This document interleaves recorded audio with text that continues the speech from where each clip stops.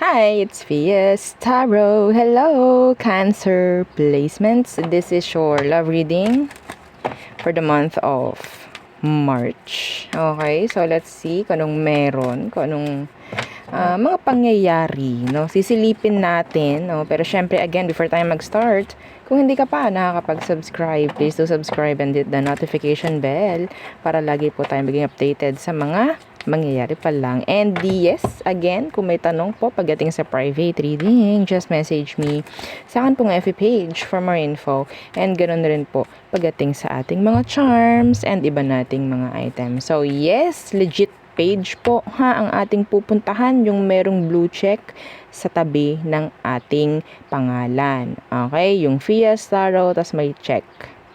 Blue check, blue mark, yan, mga ganyan. Okay, so kapag wala kayong nakita, then that's not me.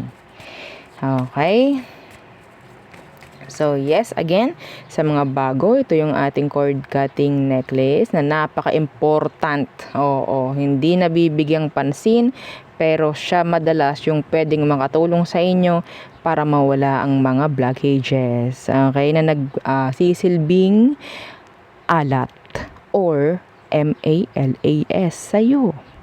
Siya yung magtatanggal nun. Okay? So, again, kung meron kayong mga charms, ganyan-ganyan, tas walang nangyayari, may nangyayari yun. Oo, hindi lang makapasok dahil merong blockage. Okay? Again, ang magtatanggal niyan at may kakayanang magtanggal is ito. Okay? Okay. And yes, yung ating 2-in-1 love and money bracelet na napakagaling, napakahusay, no? Pagdating po sa pamemera and ganun rin sa mga connections in general. O, diba? Shining, shimmering, splendid yan. Oo, nagmamayabang na naman siya. Diba? Well, meron naman siyang may pagmamayabang talaga. And yes, I'm so confident to say it. Diba? And, yeah, kung lalaki ka, gusto mo nito, pwede mo siyang ilagay sa red pouch. Okay? Bitbitin mo kung saan ka man magpunta. Huwag mong iiwan. Ha? Okay? So, parang nga siyang lucky charm. Pero this is a charm. No? Pagdating po sa pamemera and sa connections in general, pag-ibig, sa trabaho, yan, mga ganyan po. No? So, meron siyang citrine stone, by the way. Ito po ay isang money magnet, ha? Yung mga citrine po na nailagay namin dyan. And yung ating granter necklace. So, si granter naman ang taga-grant ng inyong mga customize, diba? Na mga wishes. Okay? Opo. Dito kasi hindi tayo makahiling eh. Okay? Dito tayo pwedeng humiling kay granter. And yes, maging responsable po ha sa mga hinihiling. Okay? Ayaw natin ng tayo ibabalikan. Okay? Madam, ano ba yung bawal? Yung alam mong hindi dapat wini-wish.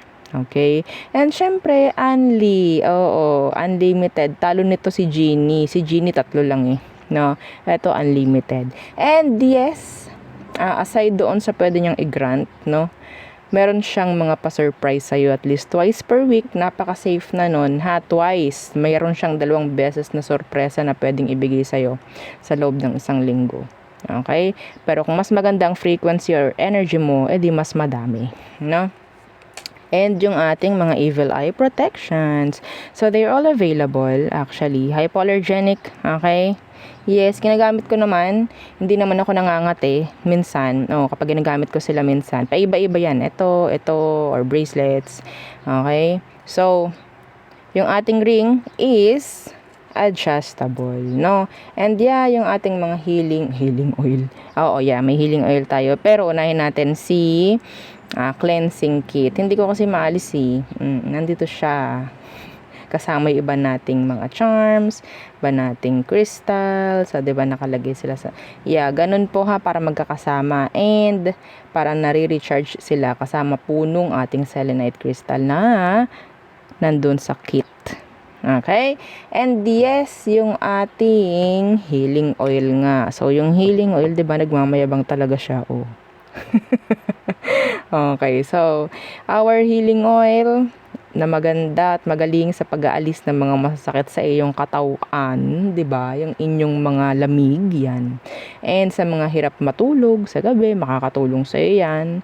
And sa mga nahihilo, sa mga mayroong charms, may mga medallion, may mga mutya, pwede po itong panglangis. This is 30 ml by the way. Okay? So ang scent niya ay white tea and ginger. Napaka-mild. Yes, hindi siya masakit sa ilong. And yung ating charm spray. Yan. 50 ml. Good for love and money. We attract. Okay, every time na i-spray natin to sa atin. No, we attract. We don't chase. We attract. That is why ang pangalan nito is Chase Me. Okay, tandaan nyo palagi yung salitang yan. Chase me. Chase me money, chase me kung sino man yung gusto ninyo na mag-chase sa inyo or kailanganin ka, mahalin ka, mga ganyang bagay. Hindi ikaw yung mga ngailangan, hindi ikaw yung magmamahal, hindi ikaw yung, 'di ba, yung hahabol. Sila yun papunta sa iyo. Okay, ganun po ha. And yeah, this is 50 ml. And syempre, hypoallergenic. Okay, hypoallergenic po ha. Nothing to worry kung meron kang sensitive skin. So there, again, kung meron pong mga katanungan, no, magmensahe na lang sa akin pong FB page, yung legit. Okay, para syempre iwas scam. Paano malalaman? Meron pong blue check, blue badge. Okay, sa tabi ng ating pangalan na Fiestaro. Okay. Hang on. Okay, Cancer placements. The person on your mind. Anong current situation ninyo? Current situation ng mga Cancerians and their loved and their partner. Okay? Tingnan natin.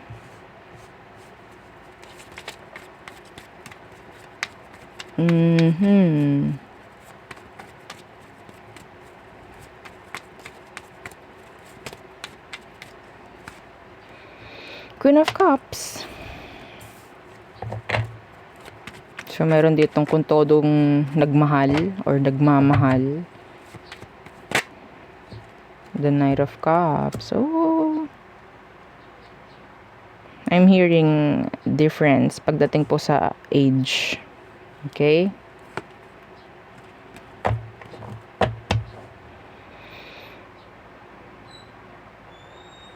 Cancer, ang nakuha ko dito is merong sobrang nagbibigay, kaya yung isa ay hindi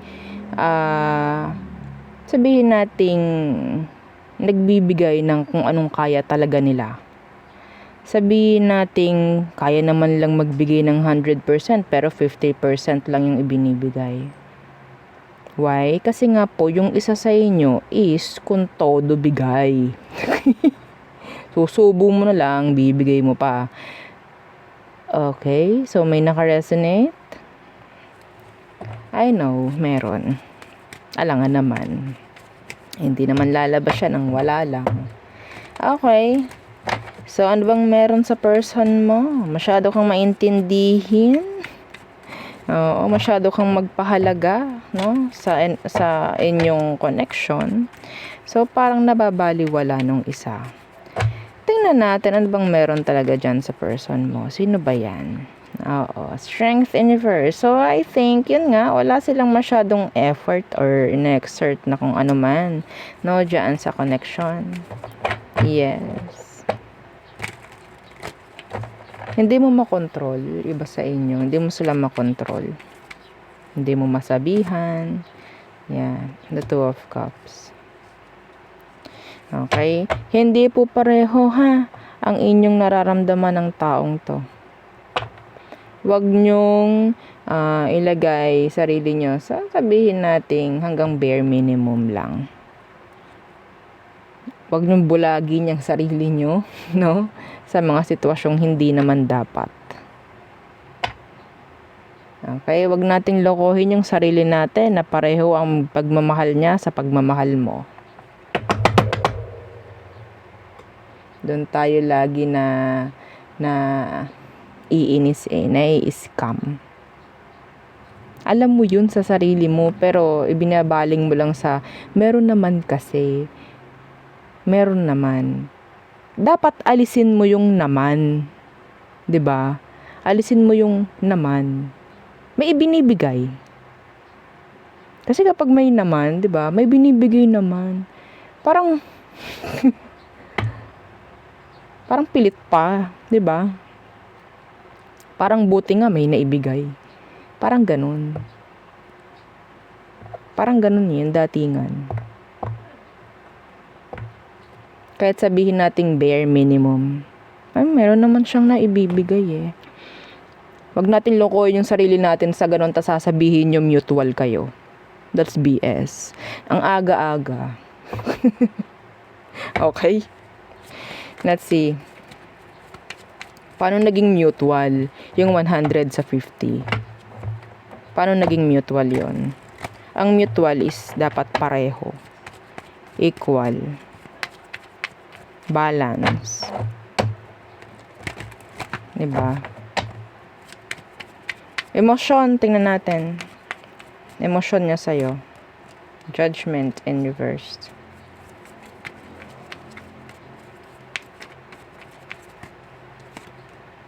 The High Priestess. Basang-basa ka nito. Basang-basa ka niya. Because you're too open. Emotionally, physically, financially, some of you. Basang-basa ka nito. Alam mo yun. Yes.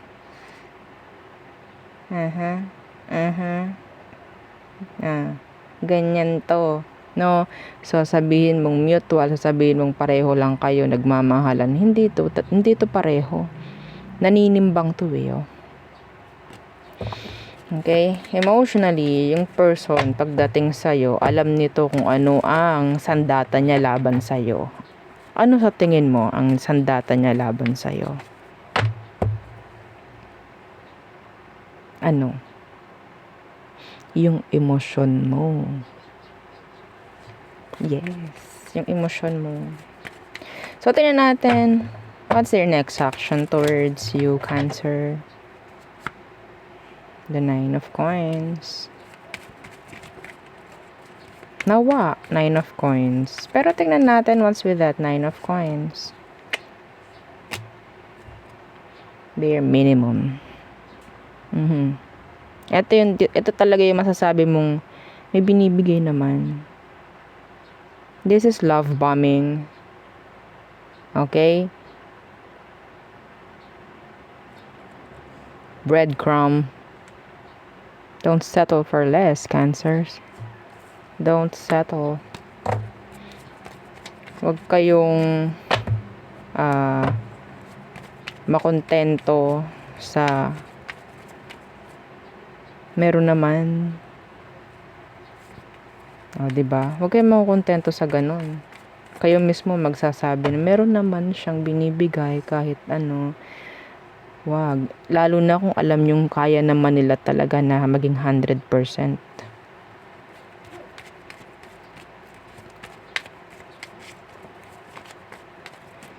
Okay. So, advice, Cancer. Page of Coins. The Queen of Coins. Simulan mo na ikaw naman ang kailanganin. Simulan mo na ikaw naman ang bigyan ng 100%. Simulan mo na ikaw naman ang kakailanganin niya. Baliktarin mo na.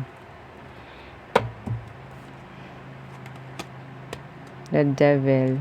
Yun ang hindi mo pinapansin kahit nagsusumigaw na sa'yo. Kung hindi mo to tatapusin, well,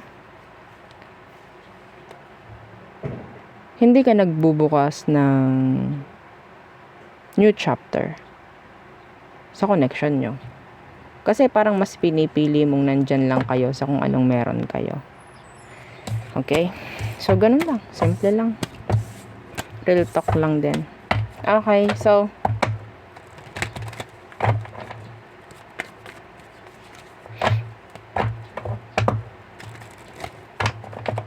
All signs, Aries through Pisces for you Cancerian. Okay. So, Aries, no mutual feelings here. Taurus, separation. Some of you meron ng pag-step back from a Taurus.